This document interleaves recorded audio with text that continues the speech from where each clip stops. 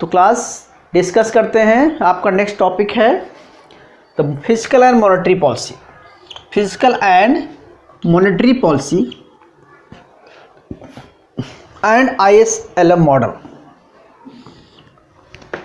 Last 2 और 3 classes में मैंने आपको सब कुछ करा दिया है। IS curve, what is the IS curve, उसका स्लोप कैसा होता है, IS कर्व का डेरिवेशन कैसा होता है, पढ़ चुके हैं आप।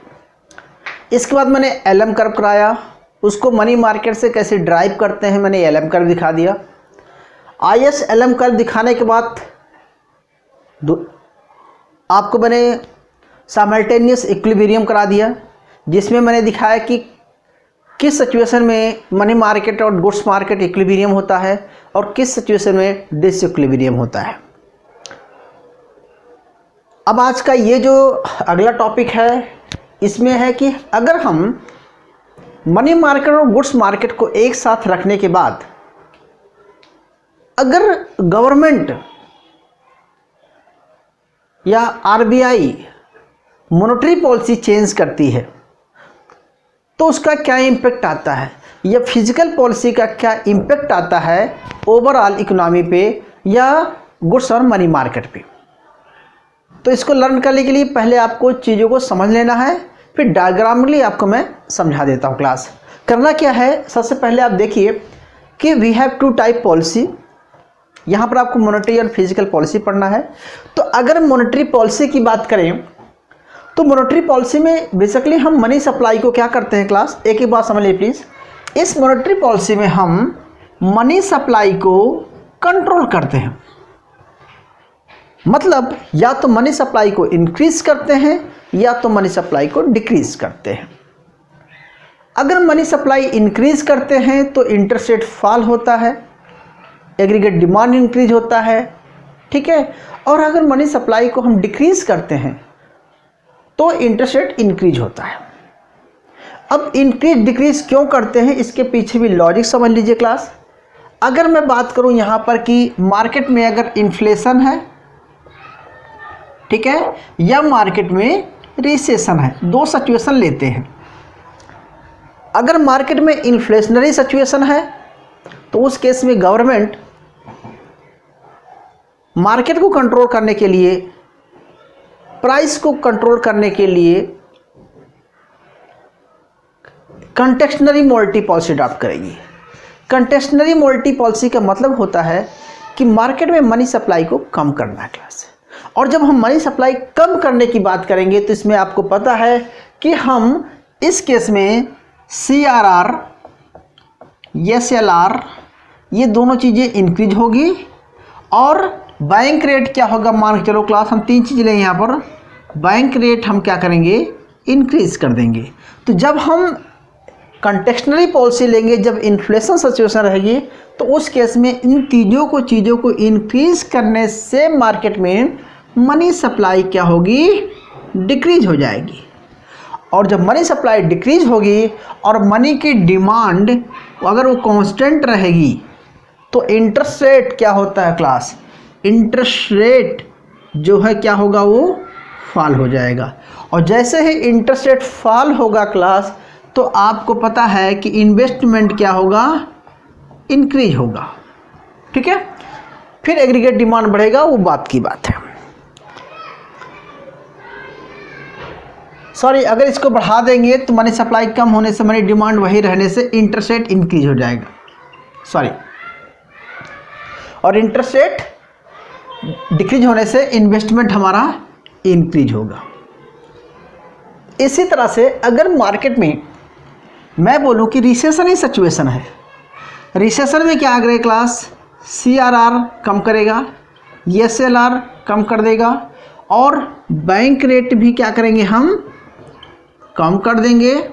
इस सिचुएशन में मार्केट में मनी सप्लाई इंक्रीज होगी, इससे क्या होगा, एग्रीगेट डिमांड कांस्टेंट रहेगा, मतलब मनी सप्लाई की डिमांड कांस्टेंट होने से हमारा जो इंटरेस्ट रेट है वो क्या होगा, फॉल होगा, आगे इन्वेस्टमेंट इंक्रीज होगा।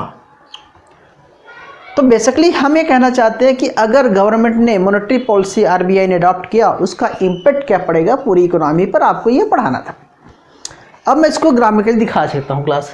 अगर मैं एक्सपेंशनरी पॉलिसी की बात करें तो समझ में गए आप, और अगर मैं कॉन्टेक्शनरी पॉलिसी की बात करें तो आप समझ गए। दोनों पॉलिसी का इम्प्लीकेशन कैसे करते हैं हमें आपको ये बताना है। I am going to make a graph class. ये पॉइंट्स आपका क्लियर है। कैसे? मैंने आपको बताया था कि ये मनी सप्लाई होता है, लेकिन अब यहाँ पर हम मनी सप्लाई नहीं बनाएंगे, यहाँ पर सीधे हम एक एलएम कर्व बना रहे हैं और एक आईएस बना रहे हैं। ओके, ये हमारा इक्विलिब्रियम पॉइंट है जिसे हम आर नॉट लिख रहे हैं, या इसको हम वाई नॉट लिख रहे हैं, या हम लेवल ऑफ इनकम लिख देते हैं इसको, लेवल ऑफ इनकम। और यहाँ पर है इंटरेस्ट रेट। क्लियर है? ओके, अब कौन सी पॉलिसी अडॉप्ट करना चाहते हैं क्लास? मैं आपसे सबसे पहले कहूँगा चलो हम भैया पहले मॉनेटरी पॉलिसी लेते हैं, और वो भी कौन सी पॉलिसी? Expansionary policy. अगर हम एक्सपेंशनरी पॉलिसी लेंगे, कब लेंगे एक्सपेंशनरी पॉलिसी? जब हमारी इकोनॉमी में रिसेशन होगा। तो रिसेशन को रिड्यूस करने के लिए हम लेंगे एक्सपेंशनरी पॉलिसी, और एक्सपेंशनरी पॉलिसी में हम इन चीज़ों को क्या किया क्लास? रिड्यूस कर दिया। तो मनी सप्लाई क्या हो गई हमारी? बढ़ गई। और जैसे ही मनी सप्लाई बढ़ेगी एलएम कर्व शिफ्ट होगा राइट हैंड या left hand? Right hand. Okay, so now right hand change. Okay, जैसे राइट हैंड चेंज होगा क्लास, देखिए क्या हो रहा है, इंटरेस्ट रेट आपका फॉल हो गया, और ये y है से y1 हो गया। So now you can say equilibrium E से आपका E1 पे आ गया। क्लियर? यानी कि इंटरेस्ट रेट फॉल हुआ। क्यों फॉल हुआ? Due to expansionary policy. इससे LM curve shift right hand, then increase GDP. कितना जीडीपी इंक्रीज होगा? मल्टीप्लायर वर्क करेगा, ऐसा बता चुका हूँ आपको, दोबारा से नहीं बता रहा हूँ आपको। तो यानी कि इंटरेस्ट रेट कम हुआ तो ये बढ़ गया। क्यों बढ़ गया? क्योंकि आपको बता चुके थे कि एलएम कर्व जो है पॉजिटिव रिलेशन दिखाता है, और वाई में पॉजिटिव रिलेशन दिखाता है। ये सारे पॉइंट्स आपको क्लास क्लियर हो गए होंगे। चले आगे। ओके, और अगर मैं दूसरी सिचुएशन रहता हूँ, अगर मैं दूसरी सिचुएशन लेता हूँ, क्लास वेट कीजिए, अगर मैं दूसरी सिचुएशन लेता हूँ कि अगर इस केस में अगर हम पॉलिसी में इन्फ्लेशन सिचुएशन है मार्केट में, तो गवर्नमेंट इन्फ्लेशन को कंट्रोल करने के लिए टाइट मॉनेटरी पॉलिसी, जिसे हम कंटेक्शनरी मॉनेटरी पॉलिसी अडॉप्ट करेगी। क्लियर है? और जब कंटेक्शनरी मॉनेटरी पॉलिसी आप अडॉप्ट करेंगे तो उस केस में जो एलएम कर्व है वो शिफ्ट हो जाएगा लेफ्ट हैंड। क्यों होगा? क्योंकि देखो जब ये करेगा तो सब कुछ चेंज करेगा, बैंक रेट वगैरह, तो ये मनी सप्लाई डिक्रीज हो जाएगी, डिमांड वही रहेगी, हैं, तो इंटरेस्ट रेट फॉल हो जाएगा। अब बोलेंगे सर ये कैसे आया? तो हमने ये आपको पहले ही बताया था क्लास, थोड़ा सा ध्यान देना कि ये मनी की सप्लाई है और ये मनी की डिमांड है, तो ये चेंज हो रहा है। अगर मनी की सप्लाई बढ़ गई तो देखो इंटरेस्ट रेट क्या हो गया? फॉल हो गया। ठीक है, ये इंटरेस्ट रेट फॉल हो गया। आप ई से आप E1 पे आ गए। क्लियर हुआ? मॉनेटरी पॉलिसी के साथ हम बात कर रहे हैं। और अगर जैसे ही मनी सप्लाई कम हो जाएगी, इन्फ्लेशनरी टाइट मॉनेटरी पॉलिसी में मनी सप्लाई कम हो जाएगी, ठीक है, तो पीछे की तरफ आ जाएंगे, तो हमारा आर जो है वो बढ़ जाएगा। तो यानी कि इस केस में क्या हो रहा है कि अगर हमारे सामने मॉनेटरी पॉलिसी अडॉप्ट करते हैं वो भी टाइट, तो क्या हुआ क्लास? आप देख रहे हैं ना, हमारा एलएम इधर शिफ्ट हो जाएगा, देन हमारा इंटरेस्ट रेट R2 हो जाएगा, और हमारा जो है Y2 हो जाएगा। ऐसा कर सकते हैं। तो कुछ भी पॉइंट दे दीजिए। तो देखिए कि इस केस में क्या हुआ कि रिवर्स हो गया। क्लियर हुआ? मतलब टाइट मॉनेटरी पॉलिसी में कंटेक्शनरी मॉनेटरी पॉलिसी अडॉप्ट करेंगे क्लास, तो एलएम करीबी हो जाएगा, और अगर एक्सपेंशनरी पॉलिसी अडॉप्ट करेंगे तो एलएम राइट हैंड हो जाएगा। यानी कि ये मनी मार्केट चेंज हो जाएगा क्लास। ठीक है, ये मनी मार्केट आपका चेंज हो जाएगा। ठीक है, तो इसका मतलब हुआ कि जब मनी सप्लाई बढ़ गई तो ये मनी लेफ्ट हैंड हो गया, और जब मनी सप्लाई डिक्रीज हो गई तो ये लेफ्ट हैंड हो गया, इधर राइट हैंड हो गया। क्लियर हुआ? तो इस तरह से हम बोलते हैं कि मनी मार्केट में चेंज कैसे आता है, मॉनेटरी पॉलिसी की वजह से। और मॉनेटरी पॉलिसी में दो तरह की पॉलिसी होती है, जिसको हम एक्सपेंशनरी और कंटेक्शनरी पॉलिसी की बात करते हैं। एक्सपेंशनरी कंटेक्शनरी पॉलिसी अडॉप्ट करने से मार्केट इक्विलिब्रियम, जो कि गुड्स एंड मनी, ये तो गुड्स मार्केट है, ये मनी मार्केट है, ठीक है, तो वो अलग अलग पॉइंट पर इक्विलिब्रियम हो जाता है। पहले गुड्स एंड मनी मार्केट इस पॉइंट पर इक्विलिब्रियम था, अभी गुड्स मार्केट मनी मार्केट इस पॉइंट पर इक्विलिब्रियम हो गया, फिर ये हो गया। तो साइमल्टेनियस चेंज आएगा, चाहे मॉनेटरी पॉलिसी अडॉप्ट किया जाए और चाहे फिजिकल पॉलिसी अडॉप्ट किया जाए, साइमल्टेनियस चेंज आएगा क्लास। सो आई होप कि मेरा पॉइंट क्लियर है। आगे चले, कोई क्वेरी हो तो प्लीज़ साथ के साथ बता देना क्लास। ओके, अब हम एसएम क्लास थोड़ा सा मिटा रहा हूँ, देख लेना। ओके,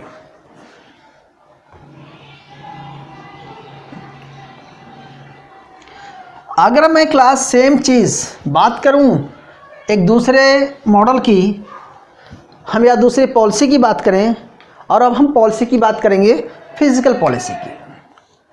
ओके, तो गवर्नमेंट की फिजिकल पॉलिसी में भी इसके पास these are instrument. Monetary policy के इंस्ट्रूमेंट क्या थे क्लास? CRR, SLR, ये सब थे ना। CRR, SLR पढ़ा आपने, और बैंक रेट, ये सब मॉनेटरी पॉलिसी के इंस्ट्रूमेंट थे क्लास। लेकिन फिजिकल पॉलिसी में कौन कौन से इंस्ट्रूमेंट होते हैं? तो आपको पता है कि टैक्सेशन वहाँ पर होता है और एक्सपेंडिचर होता है। तो यहाँ पर हम दो चीज़ लेंगे क्लास, ध्यान समझना, मैं यही लिख दे रहा हूँ। हम टैक्स लेंगे और एक्सपेंडिचर लेंगे, दो चीज़ है। ओके, अगर ध्यान समझना पहली बात को, टैक्स को इंक्रीज कर देंगे और एक्सपेंडिचर को हम क्या करेंगे? एक्सपेंडिचर को हम डिक्रीज कर देंगे। तो अगर मार्केट में टैक्स को बढ़ाएंगे कब, या एक्सपेंडिचर डिक्रीज करेंगे कब? जब हमारे सामने सिचुएशन होगी इन्फ्लेशन की। अगर मार्केट में इन्फ्लेशन है तो गवर्नमेंट इन्फ्लेशन को कंट्रोल करने के लिए टैक्स को बढ़ाएगी, एक्सपेंडिचर को कम करेगी। तो जैसे ही टैक्स को बढ़ाएगी, एक्सपेंडिचर को कम करेगी, तो मार्केट में इन्वेस्टमेंट क्या हो जाएगा क्लास? मार्केट्स में कंजप्शन क्या हो जाएगी? कम हो जाएगी। Y = C - S पढ़ा था, तो यानी कि सेविंग भी कम हो जाएगी और कंजप्शन भी कम हो जाएगा। इससे क्या होगा कि ओवरऑल इन्वेस्टमेंट क्या होगा? कम हो जाएगा। तो सेविंग इन्वेस्टमेंट दोनों, इससे करने से क्या होगा कि सेविंग पर भी इम्पेक्ट पड़ेगा, ठीक है, और इन्वेस्टमेंट भी पड़ेगा। और इन दोनों की वजह से क्या होगा, मार्केट में IS कर्व क्या होगा, यानी कि सेविंग इन्वेस्टमेंट डिक्रीज हो जाएगा। अच्छा, तो डिक्रीज होने से IS कर्व क्या होगा? शिफ्ट हो जाएगा। कहाँ पर शिफ्ट होगा क्लास? लेफ्ट हैंड या राइट हैंड? Right hand. क्यों? क्योंकि जब एक्सपेंशनरी पॉलिसी है, तो यानी कि जब मार्केट में इन्फ्लेशन रहेगा तो हम कंटेक्शनरी पॉलिसी अडॉप्ट करेंगे। कौन सी पॉलिसी? कंटेक्शनरी। जैसे हमने मॉनेटरी पॉलिसी पढ़ाया कि जब इन्फ्लेशन होगा तो कंटेक्शनरी रहेंगे, वैसे फिजिकल पॉलिसी में भी हम कंटेक्शनरी पॉलिसी अडॉप्ट करेंगे। और अगर लगता है कि मार्केट में रिसेशन है तो उस केस में क्लास फिर हम क्या करेंगे? टैक्स को कम कर देंगे, एक्सपेंडिचर को इंक्रीज कर देंगे। इस केस में कंजप्शन भी बढ़ेगा, सेविंग बढ़ेगा, तो सब कुछ होगा। तो यहाँ पर जो IS कर्व है, यानी कि इन्वेस्टमेंट सेविंग दोनों शिफ्ट हो जाएंगे, राइट में है, तो यहाँ पर ये इंक्रीज हो जाएगा, ठीक है। तो यानी कि दो पॉलिसी आपको पढ़ना है यहाँ पर कि किस तरह से इंक्रीज होगा, किस तरह से आपका डिक्रीज होगा। तो इसको भी हम ग्राफ में भी समझ लेते हैं क्लास। तो मैं ग्राफ यही बना दे रहा हूँ।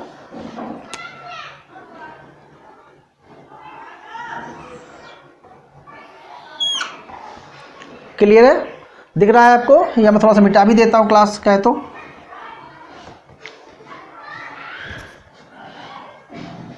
ओके, अब देखिए क्लास, हम सबसे पहले यहाँ पर लेंगे IS कर LM कर, ठीक है। पहले आप IS LM कर ले लीजिए, फिर आप यहाँ पर R0 लिख दीजिए और यहाँ पर Y0 हो गया।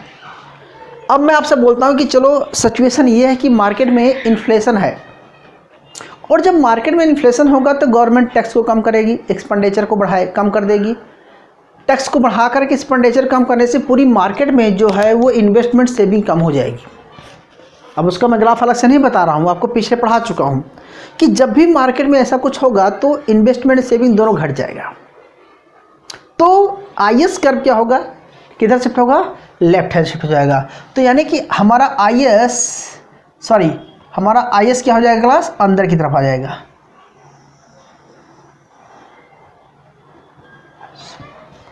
ठीक है, इस केस में क्या होगा कि देखेंगे आपका कि R जो है वो कम हो जाएगा और Y 1 हो जाएगा। क्लियर है। दूसरी तरफ है कि अगर हम एक्सपेंशनरी पॉलिसी अडॉप्ट करेंगे तो मार्केट में, क्योंकि देखो कंटेक्शनरी अडॉप्ट करना है और कंटेक्शनरी में गवर्नमेंट करना क्या चाहती है, सेविंग और कम कर देगी, तो मार्केट में क्या होगा कि वो चीज़ इन्वेस्टमेंट कम हो जाएगा। ठीक है, तो रिड्यूस हो जाएगा, GDP क्या हो जाएगा, रिड्यूस हो जाएगा। और अगर हम इन्वेस्टमेंट इस केस में अगर बढ़ जाता है, सेविंग इन्वेस्टमेंट कब होगा, जब वो एक्सपेंशनरी पॉलिसी अडॉप्ट करेगा। तो इस केस में गवर्नमेंट के इन्वेस्टमेंट करने से मार्केट में इंटरेस्ट रेट वगैरह भी बढ़ेंगे, तो क्या होगा, Y से Y2 हो जाएगा। तो मुझे ये बताना है कि पहले आप E पॉइंट थे, E से आप E1 पे गए या E2 पे आए। आप E से अगर E1 पे जाते हैं तो कौन सी पॉलिसी है, एक्सपेंशनरी पॉलिसी है, यानी कि गवर्नमेंट ने यहाँ पर टैक्स को कम कर दिया है, एक्सपेंडिचर को बढ़ा दिया है। क्यों, क्योंकि मार्केट में रिसेशनरी सिचुएशन है। उस रिसेशनरी सिचुएशन को कंट्रोल करने के लिए उसने क्या किया, एक्सपेंशनरी पॉलिसी अडॉप्ट करेगा, जिसमें से IS कर्व आपका शिफ्ट हो जाएगा।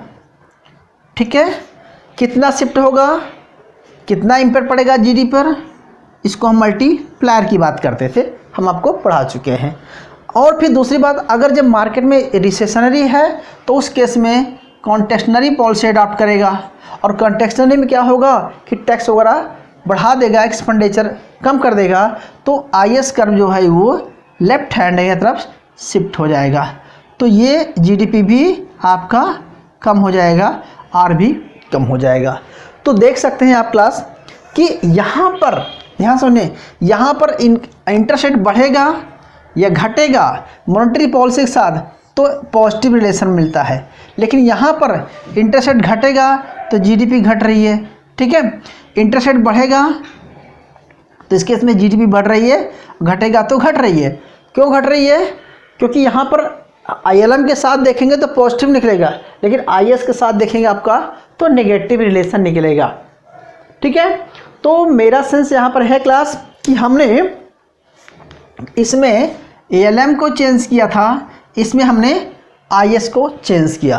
तो IS का शिफ्टिंग और ALM का शिफ्टिंग, IS का शिफ्टिंग क्या दिखाएगा, गुड्स मार्केट का शिफ्टिंग दिखाएगा फिजिकल पॉलिसी से, और मनी मार्केट का शिफ्टिंग यानी कि ALM का शिफ्टिंग दिखाएगा मनी मार्केट से। मनी मार्केट में चेंज होता है due to monetary and physical policy, और कैपिटल गुड्स मार्केट चेंज होता है due to the physical policy. ठीक है, तो ये सारे पॉइंट्स आपके क्लियर हुई होंगे। ठीक है, तो ये था क्लास की जो क्या ISLM मॉडल पे मॉनेटरी एंड फिजिकल पॉलिसी कैसे इम्पैक्ट डालती है। ठीक है, तो बस आज के लिए इतना ही काफ़ी है, बाकी नेक्स्ट क्लास में कर लेंगे। उम्मीद करता हूँ सारा पॉइंट्स क्लियर हुआ होगा। अगर कोई डाउट हो तो प्लीज़ नेक्स्ट क्लास में हम डिस्कस करेंगे। So please note down. Thank you.